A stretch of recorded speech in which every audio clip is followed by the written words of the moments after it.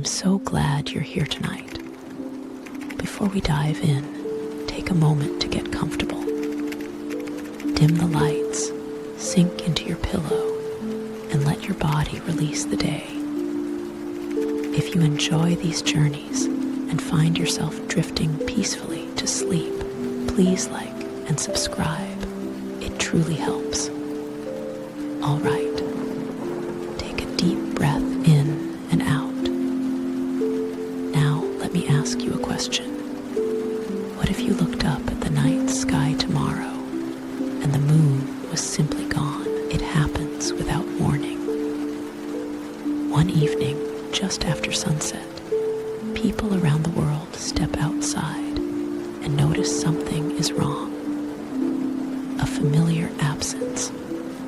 The moon, that ancient companion that has pulled our tides and lit our nights for 4 billion years, is no longer there. Not hidden behind clouds, not in a different phase, simply gone. Telescopes sweep the sky and find nothing. Satellites confirm the impossible. The moon has vanished from its orbit, as though it was never there at all. And in that single moment, the entire human relationship with the cosmos changes forever. The scientists are the first to truly panic. Every instrument, every observatory, every space agency on Earth confirms the same data. The moon's gravitational signature has simply ceased to exist. No debris field, no explosion, no warning. Theories spiral wildly: a wormhole, a quantum event, an alien intervention. But the deeper truth is far more unsettling. There is no explanation. The universe has done something it should not be able to do, and for the first time in human history, physics itself seems unreliable. The astronomers stare at their empty screens and feel something they have never felt before. Genuine cosmic fear. Within hours, the oceans begin to feel the loss. The moon's gravitational pull, that steady, rhythmic force that has lifted and lowered our seas twice a day since the Earth was young, is gone. The tides do not stop immediately. There is residual momentum. But over the following days, something deeply unnatural happens. The great breathing of the ocean, inhale, exhale, begins to falter. Coastlines grow quiet. Harbors fall still. Fishermen wake to find their boats resting on mud that has not seen air in 1,000 years. The sea, for the first time in its existence, has forgotten how to move. But then comes the backlash. Without the moon's steady gravitational braking, the Earth's own rotation begins to assert itself in strange and violent ways. The oceans, confused and unbalanced, lurch. Massive rogue waves appear where none should be. Coastal cities that had grown complacent behind their seawalls face walls of water that no tide table ever predicted. And all of this happens not over years, but over weeks. A cascading hydrological catastrophe as the planet's water tries to find a new equilibrium in a moonless gravity well. The sea, it turns out, has a memory, and it is angry, and the night, oh, the night becomes becomes something else entirely. Without the moon to reflect the sun's light back to Earth, our nights fall into a darkness more profound than any human has experienced since before our species learned to walk upright. But here is the strange gift. Without moonlight to wash them out, the stars emerge with a ferocity no living person has ever witnessed. The Milky Way becomes not a faint band, but a roaring river of light. Nebulae become visible to the naked eye. Every night becomes a planetarium show of almost unbearable beauty. And people begin to do something unexpected. They begin to look up more, not less. There is a moment, about 3 months after the vanishing, when something shifts in the collective human psyche. The panic subsides. The news cycles move on. And what remains is something quieter, a kind of collective awe. People who never looked at the sky suddenly cannot stop looking at it. Amateur astronomy becomes the world's most popular hobby. Telescopes sell out everywhere. Children who were born into a moonless world ask their parents what the moon was like, and parents struggle to explain the soft silver light that once painted their bedrooms.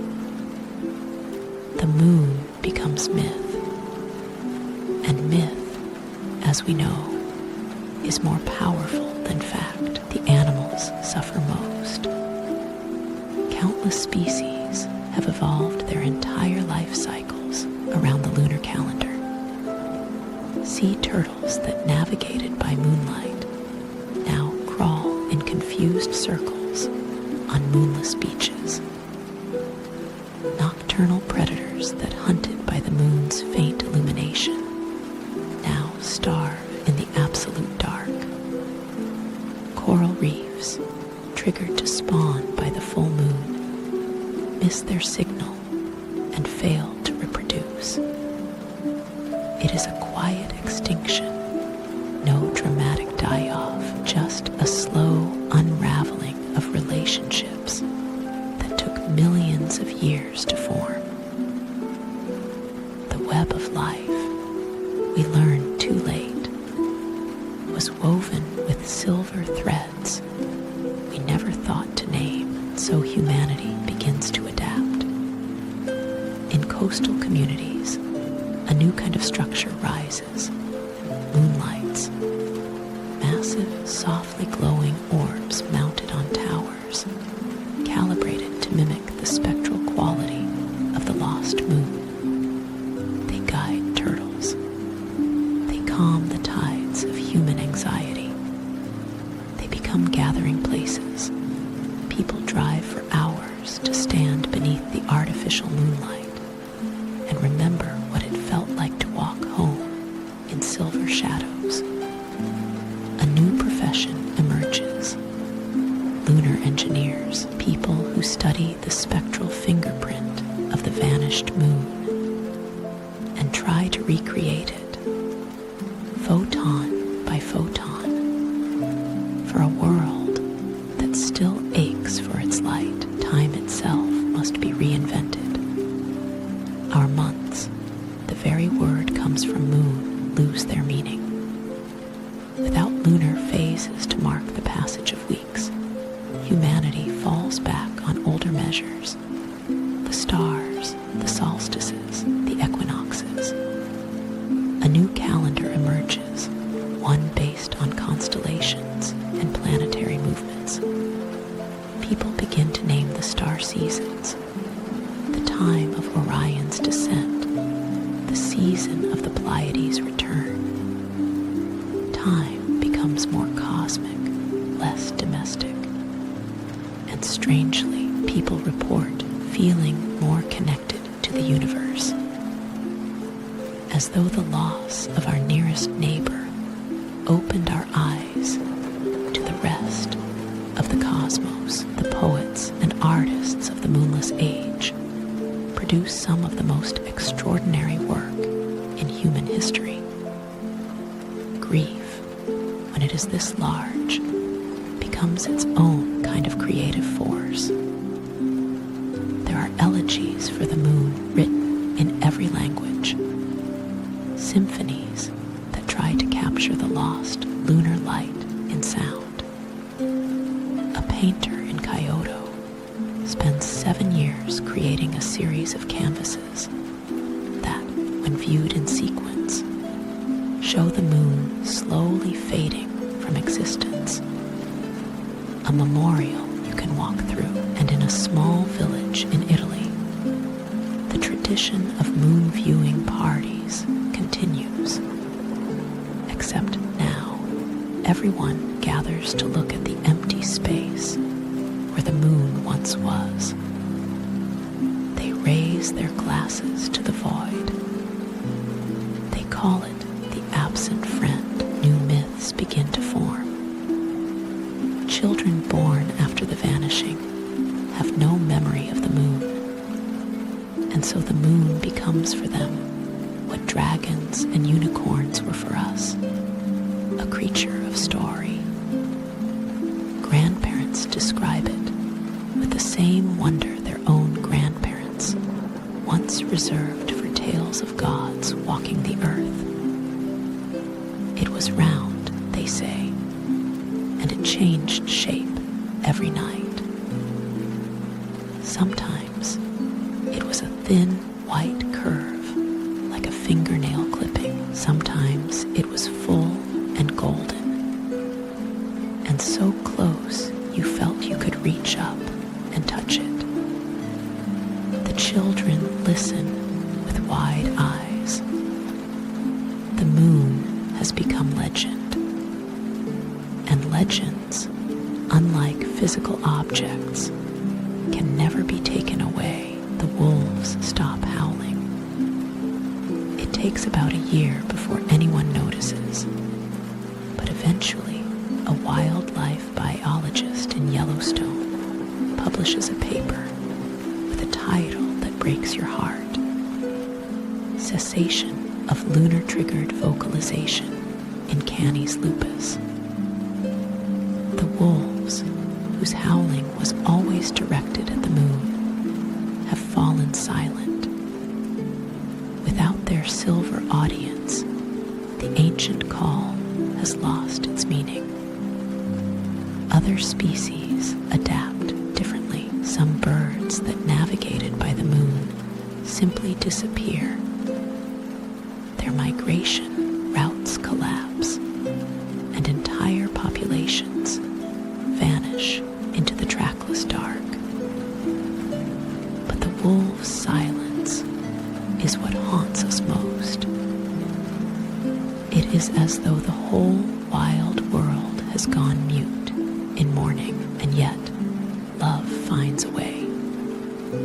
In the moonless world, new romantic rituals emerge.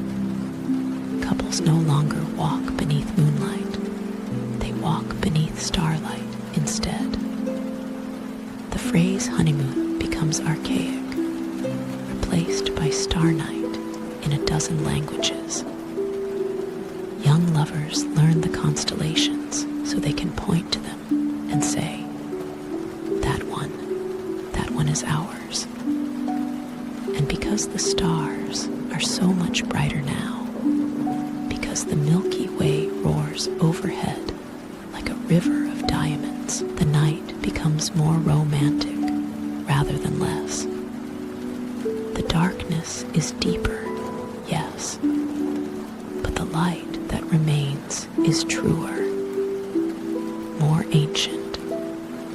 It is the light that has traveled millions of years to reach us, and somehow that makes it more precious. A decade passes.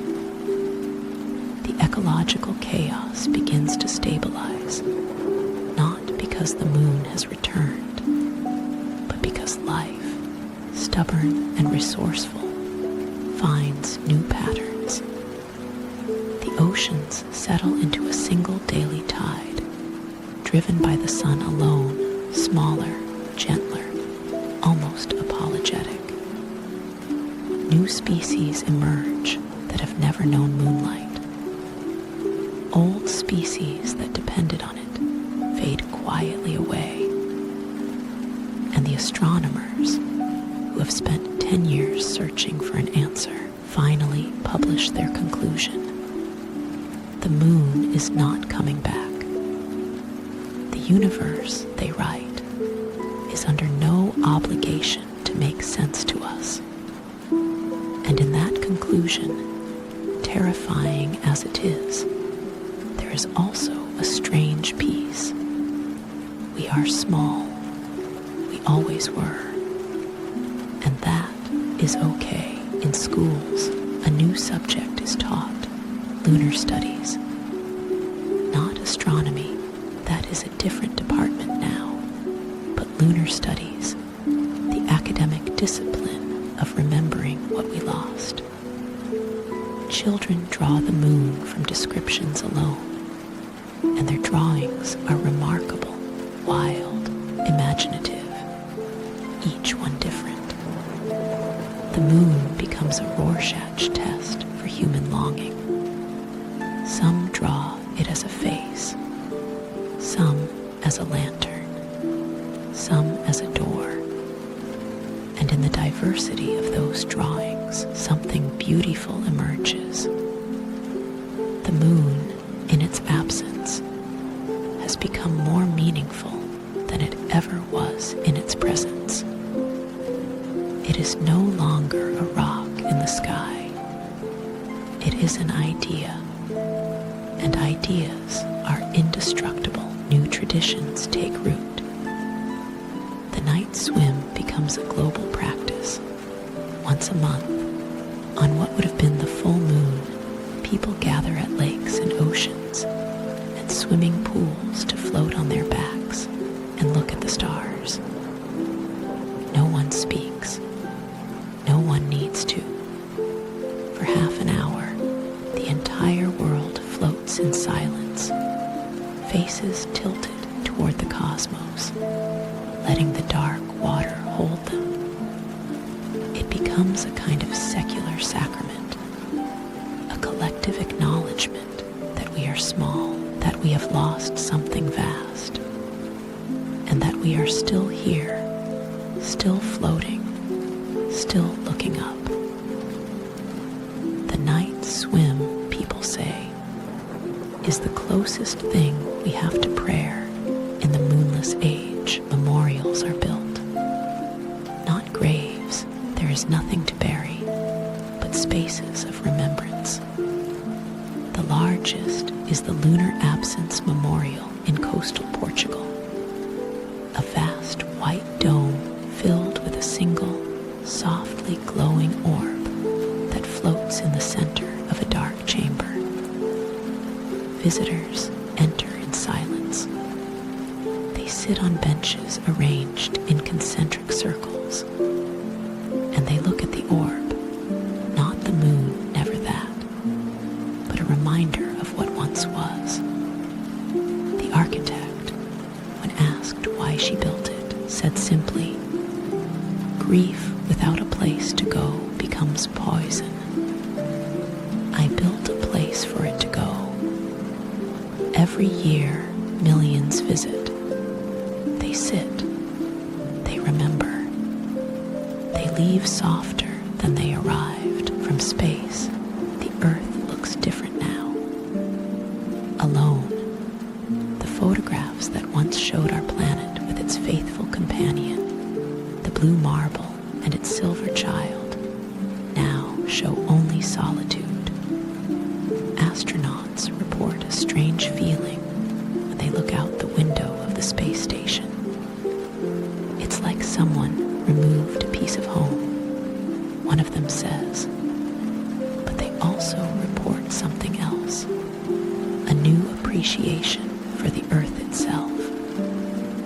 Without the moon to share the frame, the planet seems more precious, more fragile, more worthy of protection.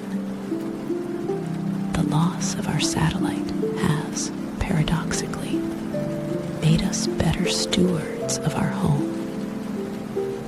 We cling to what remains because we now know how easily things can vanish. Those who remember the moon grow old.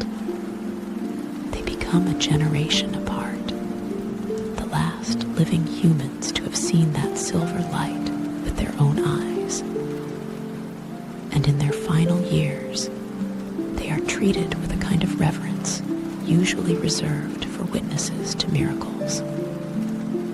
Children gather at their feet and ask the same question over and over. What was it like? And the old ones, their voices soft with age, try to explain.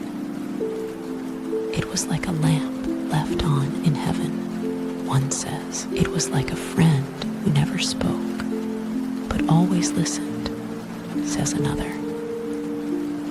And a very old woman in a small village in Greece simply closes her eyes and says, "It was the most beautiful thing I ever saw, and I never thanked it, not once." And then slowly, something remarkable happens.